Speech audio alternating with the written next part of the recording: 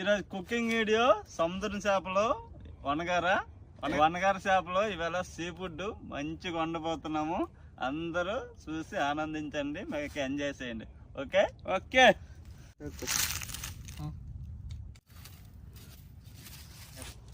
చేపలు కోస్తున్నాం.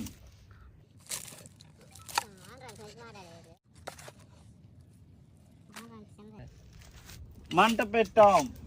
చేపలు కడిగేసాం. టమాటాలు, వరకాయలు, మిర్చి అన్ని కోసేసాం. నూనె పోసేసాం. మిర్చి, ఉల్లిపాయలు వేసేసాం. తెల్లల పేస్ట్ వేసేసాం.